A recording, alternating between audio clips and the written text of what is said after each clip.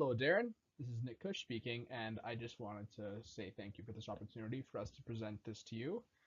This is our global business strategy presentation presented by Cody Page, Mike Ward, myself, Nick Kush, and Kent Lesko. The countries that we are focusing on are Vietnam, Portugal, and Argentina. In the following presentation, I will be presenting to you strengths and weaknesses of each country, and also why we chose the country we did to build our factory. All right, as I stated before, the countries for evaluation are Portugal, Argentina, and Vietnam. Portugal is located in Europe on the coast of the Atlantic Ocean and is Western by all standards, such as minimum wage, labor hours, etc. Argentina is located on the southernmost point of South America and is working quickly to become westernized, but still has a few steps to take. Vietnam is located southeastern Asia, just south of China, and is still struggling with communist rule and is also struggling with getting up to Western standards.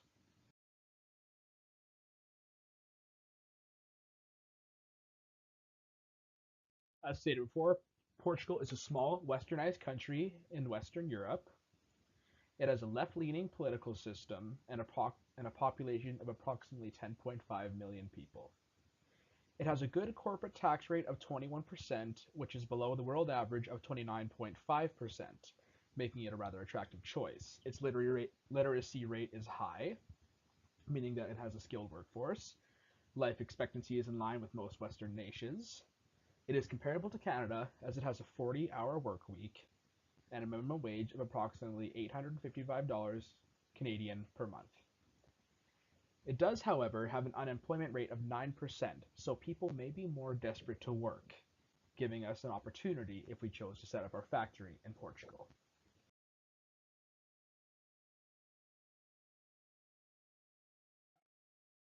Argentina is South America's second largest country. It has a democratic republic with representative democracy, a population of 44 million. Its corporate tax rate is above the world average at 35%, 14% higher than that of Portugal. Similar to Canada and Portugal, the average workday is generally about 8 hours. Minimum wage is lower than that of Portugal, equating to approximately 663 American dollars per month. There is still corruption within the legal system, strict and heavily regulated employment laws, and multi-leveled approval can slow business decisions. Rather than starting at the top, and only the top, Portugal prefers to work at all levels. It's very important in Portugal that if you're associating with your bosses, you're also associating with lower level employees.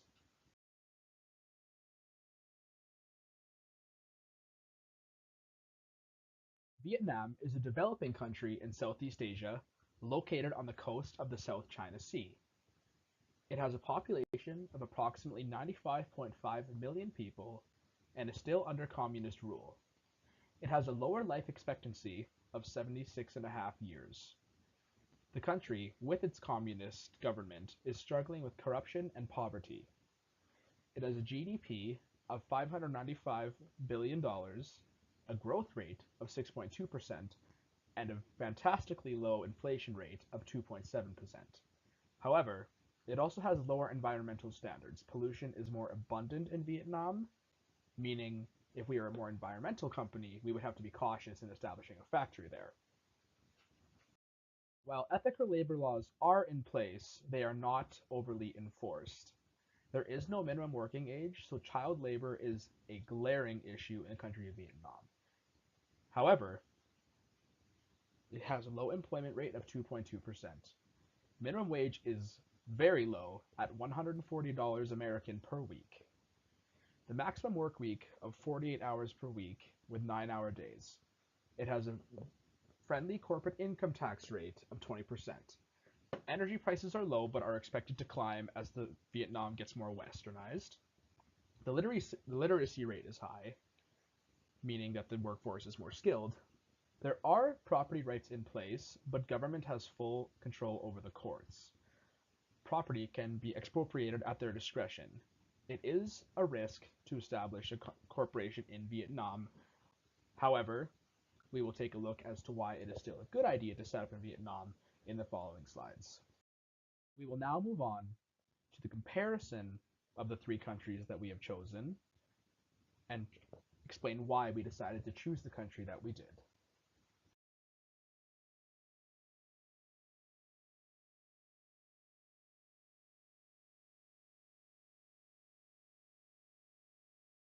As you can see here, Portugal and Argentina both have your standard 48-hour work week, while Vietnam has 8 hours longer at 48 hours.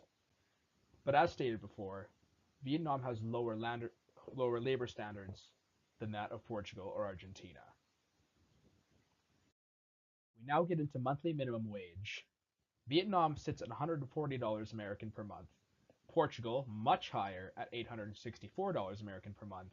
And Argentina, still quite a bit higher at $663 American per month.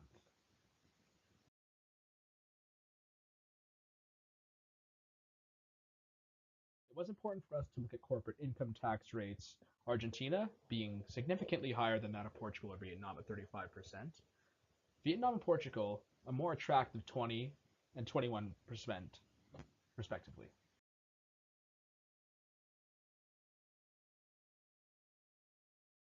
Vietnam presents a very attractive inflation rate at 3.52%, Portugal at 21%, and Argentina at 25%.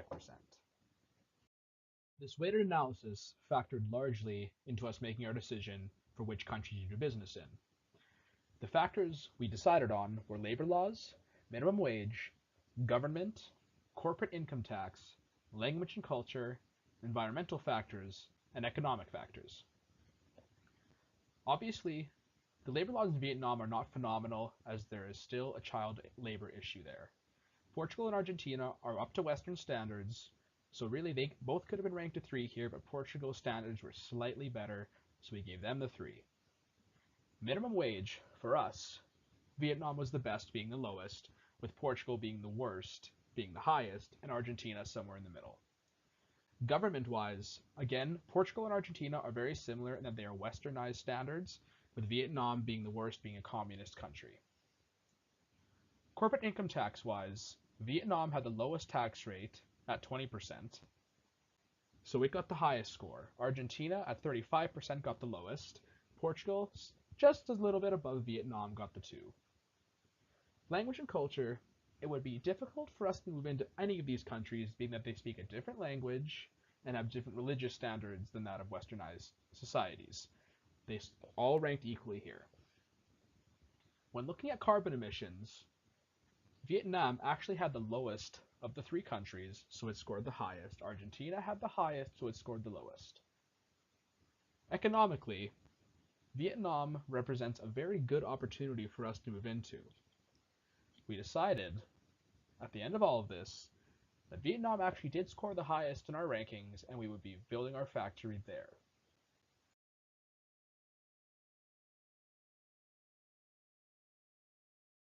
The main factors in us deciding to use Vietnam as our country is that trade relationships negate risks, it has a lower minimum wage, meaning that we can make more of a profit, intellectual property theft is more unlikely in Vietnam, and there's a low environmental standard, giving us a better opportunity to produce more product.